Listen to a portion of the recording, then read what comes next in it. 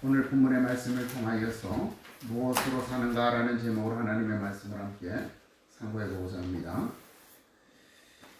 여러분, 우리는 욥하면 고난의 사람이다 라고 하는 것을 우리가 잘 알고 있죠. 욥의 고난은 사단이 세상을 다 돌아보고 왔을 때에 하나님께서 사단에게 묻습니다. 욥을 본 적이 있느냐? 그죠? 그 욥은 온전하고 하나님을 경외하며 악에서 떠난 자다 라고 하나님께서 욥을 칭찬하시는 것에서부터 시작이 되어집니다. 하나님께서 욥을 이렇게 칭찬하시자 사단은 하나님께 대답합니다. 하나님, 욥이 하나님 앞에 그렇게 신실하게 살아가는 것은 이유가 있습니다.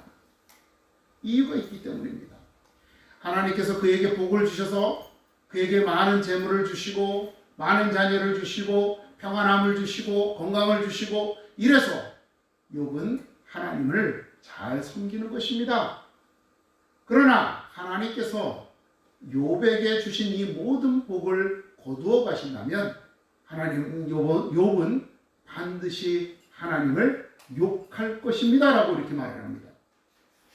여러분, 사실 이 사단의 말이 오늘 우리의 인간의 본성을 정확하게 지적하는 말이죠. 사실 여러분, 우리는 이유 없이 움직이지 않지 않습니까? 우리에게 이득이 되는 것, 우리에게 도움이 될 때, 우리에게 무언가 얻어지는 것이 있을 때에만 사람들은 움직입니다. 사실 우리 자녀들도 그렇잖아요. 심부름 하나 시키려고 그러면 그냥 안 가요. 그죠? 용돈 줘야지 가요. 심부름값 줘야지 간단 말이에요. 왜 그러냐면 사람들은 뭔가 나한테 이득이 될 때만 뭔가를 하는 거란 말입니다. 이게 우리의 본성이라는 거죠. 이런 인간의 본성을 사단은 정확하게 알고 있었고 하나님한테 이 인간의 본성을 그렇게 고백했던 겁니다. 하나님은 욥에게 그 사단에게 이렇게 말합니다. 그래? 그러면 네가 한번 욥을 시험해봐라. 그죠? 하나님께서 주셨던 모든 복을 다 네가 걷어가봐라. 그러나 그의 몸만은 손대지 말아라. 이렇게 말씀을 하십니다. 결국 사단은 욥을 찾아가서 욥의 자녀들을 다 죽게 만들었고 그의 모든 재산이 빼앗기게 만들어버렸고 또 그의 아내마저도 그를 저주하고 떠나게 만들었습니다. 그리고 또 그의 몸은 병들어서 사람들로부터 외면당하는 그런 아주 철저하게 혼자된, 철저하게 아주 낮은 자로 만들어 버렸던 것입니다.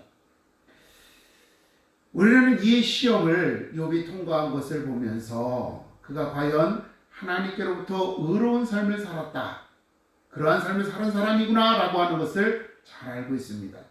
그리고 우리도 그 욥과 같이 고난 가운데도 하나님을 부인하지 않는 삶을 살게 되기를, 그렇게 살게 될 수 있도록 하나님께서 인도해달라고 기도합니다. 그러나 사실 여러분, 우리가 한편으로 생각해 보면 막상 우리에게 이런 일이 올 때마다 우리는 하나님 앞에 기도해요. 하나님, 왜 나한테 이렇게 고난을 주세요? 왜 나를 이렇게 아프게 하세요? 왜 나를 이렇게 힘들게 하세요? 기도하죠. 이 기도에는요, 우리가 이렇게 기도하는 그 이면에는 이런 생각이 있는 거예요.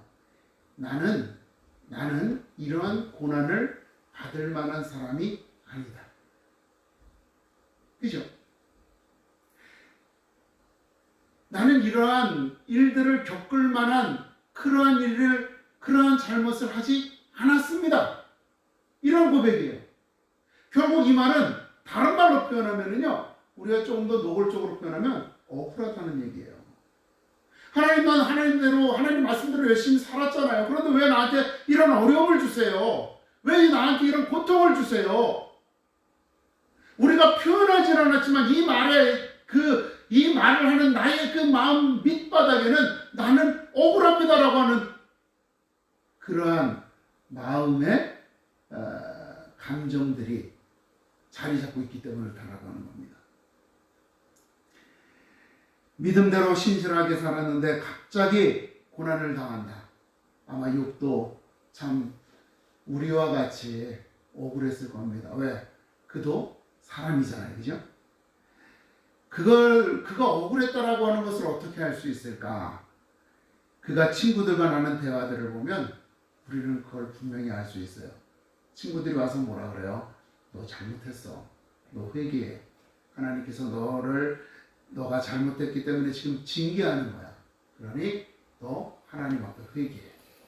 그런데 욥은 그들 앞에서 끝까지 주장하는 게 뭐예요? 나는 의로운 사람이야. 나는 잘못한 게 없어. 나는 그 무엇도 하나님의 율법에서 하나님의 말씀에서 어긋나지 않았어라고 고백한다는 겁니다.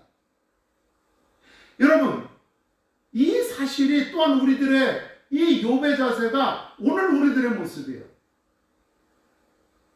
우리가 억울하다라고 생각하고 하나님 왜 나한테 이런 고난을 주십니까? 하나님 왜 나한테 이런 아픔을 주십니까? 라고 하는 그렇게 기도하는 순간 우리들은 억울하게 여기다는 거고 억울하다라고 얘기하는 것은 내가 한 일, 내가 한 행위, 내가 살아가는 삶에 마땅한 대접을 받지 못한다라고 하는 거죠. 이 말은 무슨 말이에요? 나는 제대로 살았는데, 그죠?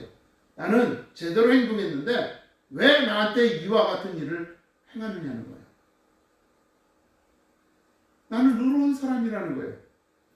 나는 최소한 이런 고난을 받을 정도로 악하지 않은 사람이다.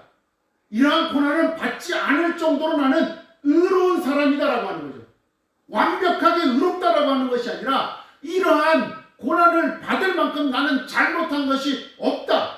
이러한 고난을 받을 만큼 나는 불의한 삶을 사는 사람이 아니다. 이 말은 뭐예요?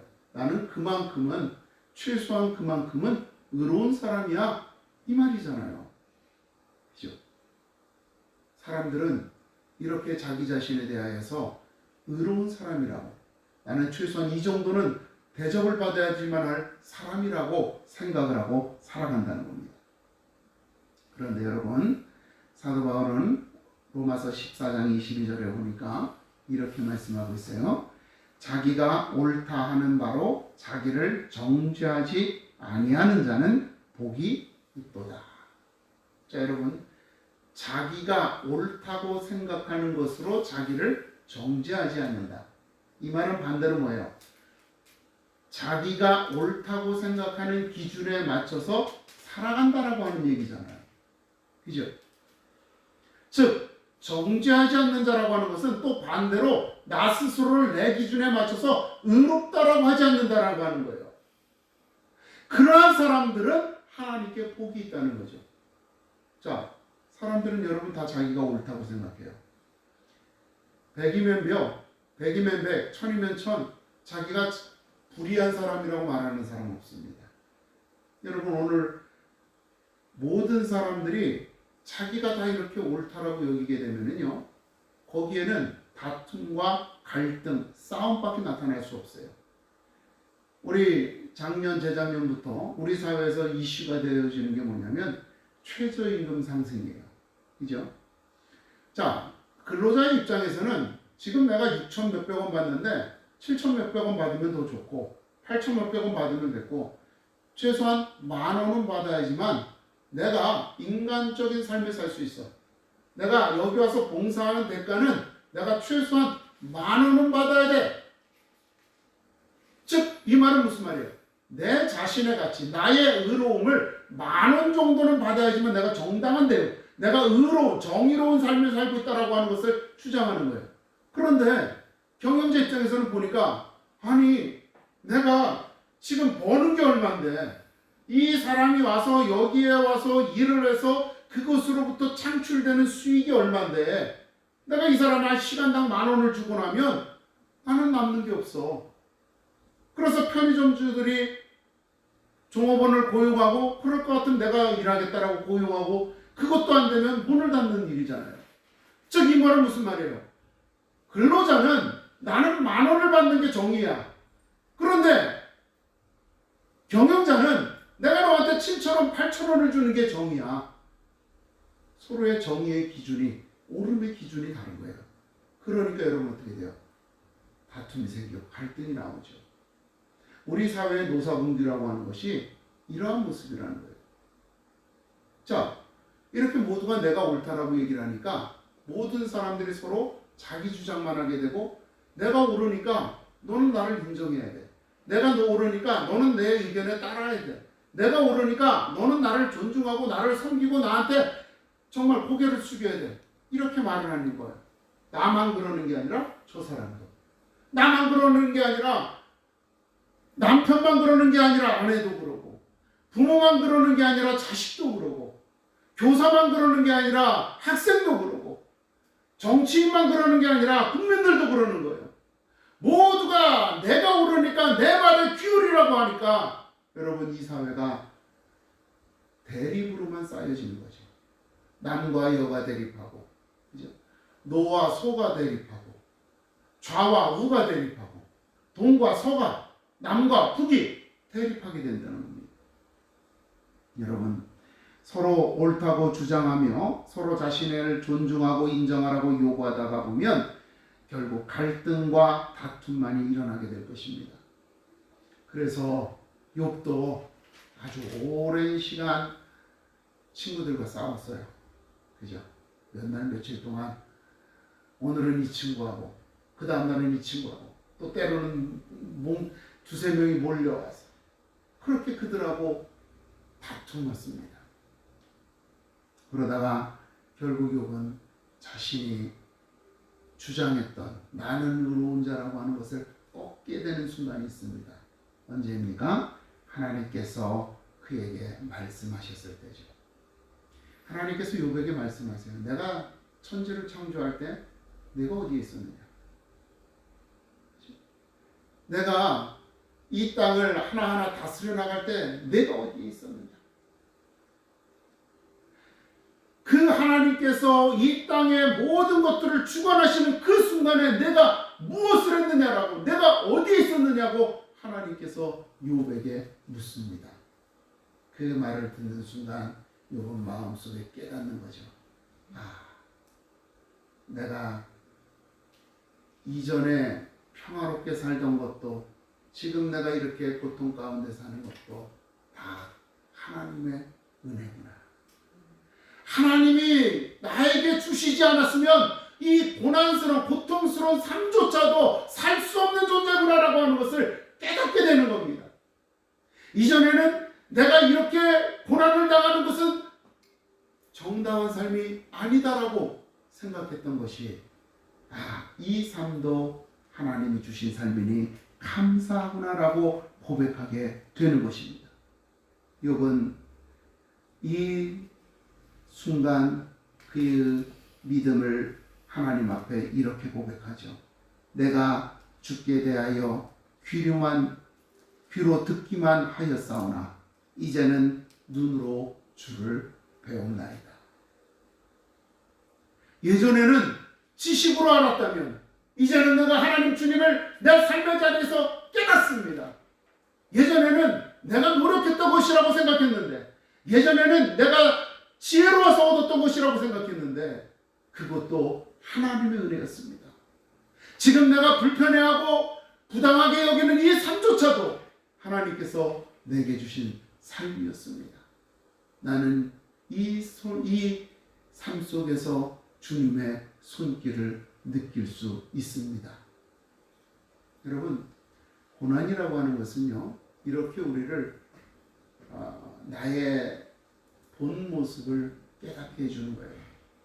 여러분, 우리 다 잘 될 때는 입으로는 하나님 앞에 감사한다 그러지만, 그래도 우리들 마음속에는 그래도 내가 기도 열심히 했으니까, 그래도 내가 믿음 생활 열심히 했으니까, 그래도 내가 열심히 노력했으니까, 그래도 내가 최선을 다했으니까, 그래서 하나님이 복을 주시는 거야라고 하는 생각들이 있잖아요. 여기에 그래도 내가라고 하는 나를 의롭게 여기는 부분이 숨겨져 있다라고 하는 것입니다. 욥은 그 사실을 몰랐다가 이 고난 속에서 깨닫게 된 거죠. 하나님께서는 왜 욥을 이렇게 고난 가운데 처하게 하셨을까요? 이 사실을 깨닫게 하시기 위함이라는 거죠. 그죠? 사단이 먼저 와서 하나님 내가 욥을 시험하겠습니다 한 거 아니에요.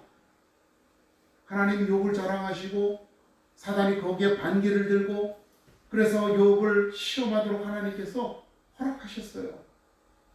왜 하나님께서 그렇게 하셨겠어요? 이 고난을 통하여 우리의 믿음이 더 온전해지도록 하나님 앞에서 내가 어떤 존재인지 내가 어떤 존재인지 깨닫도록 하나님께서 우리들에게 고난을 주셨다라고 하는 겁니다. 여러분 그렇기 때문에 고난을 받는 것만큼 하나님께서 우리를 사랑하신다는 거예요. 내가 잘 되고 잘 먹고 잘 사는 것만이 하나님이 나를 사랑하시는 것이 아니라 이 고난 가운데도 하나님의 사랑은 나에게 임하여 있다라고 하나님 앞에 고백할 수 있어야지만 되는 겁니다. 여러분 오늘 우리에게 주어진 고난이 필요 없다고 억울하다고 생각하는 모든 분들은 기억해야지만 합니다. 하나님께서는 결코 우리를 해롭게 하시는 분이 아니라는 사실을, 그 고난은 우리에게 반드시 필요한 것이요 그 고난은 우리들에게 베푸시는 하나님의 일인 것을 우리는 확신해야지만 합니다. 그리고 이러한 고난 앞에서 우리는 끝까지 하나님을 신뢰해야지만 합니다. 하나님께서 우리에게 고난을 주시는 것은 우리를 더욱더 주님 앞에 온전하게 하시기 위함이라는 사실을 여러분 우리는 믿어야지만 합니다. 이 믿음의 근거가 뭐예요? 예수 그리스도를 통하여 우리가 하나님의 자녀가 되었습니다. 그죠? 우리가 아버지라고 부르잖아요. 아버지. 아버지는 우리를 사랑하시는 분이에요. 단 하나도 나에게 해로운 것은 주시지 않아요. 그죠? 악인도 아들에게는 좋은 것을 준다고 했잖아요. 아버지는 그런 존재예요. 그 아버지 예수 그리스도로 말미암아 나의 아버지가 된 그 하나님을 믿는 믿음이 우리를 이 고난 가운데서 견디게 한다라고 하는 것입니다. 이 믿음이 이 고난 속에서 우리를 승리하게 하는 것입니다. 우리를 둘러싸고 있는 모든 환경을 이기는 것이 바로 이 믿음입니다. 우리를 두렵게 하는 모든 것을 이기는 것은 바로 이 믿음으로 말미암는 것입니다. 오늘 본문은 우리들에게 이렇게 말합니다. 무릇 하나님께로부터 난 자들은 세상을 이기느니라. 여러분 세상을 이긴다고 했을 때 이 말씀이 여러분들을 괴롭히는 자들을 싸워서 이기는 것을 상상하십니까? 여러분들을 속여서 여러분들의 재산을 편취하려는 자들을 그들의 그 잔꾀에 넘어가지 않는 것을 이기는 거라고 생각을 하세요? 아니죠. 아니죠. 그들이 우리의 것을 빼앗아가고 훔쳐가고 우리를 힘들게 하고 괴롭게 할지라도 우리의 믿음을 잃어버리지 않는 것, 이것이 우리가 세상을 이기는 믿음인 것입니다. 무릇 하나님께로부터 난 자는 세상을 이기노라라고 하는 이 말씀의 의미는 내 것을 지키는 것이 아니라, 내 물질을 지키는 것이 아니라, 내 건강을 지키는 것이 아니라 내 믿음을 지켰습니다라고 하는 고백이라는 거죠. 그래서 그 다음에 이어지는 말씀이 뭐예요? 세상을 이기는 승리는 이것이니 우리의 믿음이니라. 또 이어서 하시는 말씀이 뭐예요? 이 믿음은 예수께서 하나님의 아들이심을 믿는 자가 아니면 세상을 이기는 자가 누구냐 그랬습니다. 여러분 우리는 예수 그리스도로 말미암아서 거듭난 사람입니다. 예수 그리스도로 말미암아서 새 생명을 얻은 사람이에요. 즉 하나님의 자녀로 다시 태어난 사람이에요. 하나님의 자녀로 다시 태어난 사람입니다. 그렇기 때문에 하나님께서 나를 지키실 것을 믿음, 하나님께서 나를 인도하실 것을 믿음, 하나님께서 나에게 가장 선한 것을 베푸실 것을 믿는 믿음이 오늘 저와 여러분이 세상을 살아가는 이유요, 세상을 살아가는 그래서 세상과 싸워서 이기는 믿음인 줄로 믿습니다. 이것이 우리의 승리의 능력이요, 승리의 열쇠인 줄로 믿습니다. 여러분 이 믿음에 하나님께서는 응답하시고 우리들과 함께 하셔서 승리하게 하실 줄을 믿으시기를 바랍니다. 그리고 이 고난이 이 세상의 삶에서 끝나지 않더라도, 이 고난이 우리의 일생 동안 지속되더라도 이 고난의 그 끝에 하나님의 영광이 주어질 것을 믿는 것을, 그런 믿음을 가지고 살아가시기를 주님의 이름으로 축원을 드립니다. 그렇게 여러분, 우리는 이 땅에 집착하지 않습니다. 이 땅에 연연하지 않습니다. 하나님의 나라를 사모하며 그것을 허락하시고 이루실 하나님을 믿는 믿음으로 이 세상을 살아가야 할 줄로 믿습니다. 여러분, 이처럼 성도는 세상의 것으로 살아가는 것이 아니라 믿음으로 살아가는 것입니다. 이 믿음으로 우리를 둘러싸고 있는 이 공포를 이겨냅시다. 지금 온 세계가 우한 폐렴에 대한 공포로 다들 두려워하고 있어요. 여러분, 우리 이 공포를 믿음으로 이겨냅시다. 또 우리를 둘러싸고 있는 불평등을 이겨냅시다. 오늘 우리가 예배드리는 이 모습이 세상 사람들에게 조롱과 핍박과 공격의 대상이 되고 있습니다. 사실 여러분, 교회에서 감염됐다 그래도 그 사람들이 어디 가서 뭔 짓 하다가 감염됐는지 몰라요. 그 사람들이 교회에만 있었던 거 아니잖아요. 그렇잖아요. 다만 그들의 공통점이 교회에서 예배를 드렸다는 거. 그죠? 그것뿐이에요. 어디에서 걸렸는지는 모르는 거예요. 그럼에도 불구하고 교회가 전염의 온상인 것처럼 공격을 당하고 핍박을 당하고 있습니다. 억울하죠. 그러나 우리는 이 믿음으로써 이 불평등을 이겨내야 될 줄로 믿습니다. 저들에게 불평등을 항거하는 것이 아니라, 그럼에도 나는 주님을 사모하느라는 믿음의 고백으로 이겨내시기를 바랍니다. 그리고 이 믿음을 가지고 우리를 둘러싸고 있는 좌절감을 이기시고 의기소침함을 이겨내십시오. 더 이상 움츠러들지 마십시오. 더 이상 세상으로부터 위축되지 마십시오. 하나님이 여러분들과 함께 하시며 하나님께서 여러분들을 승리로 이끄실 것을 믿으시고 담대하게 나아가십시오. 하나님께서 우리와 함께 하실 것입니다.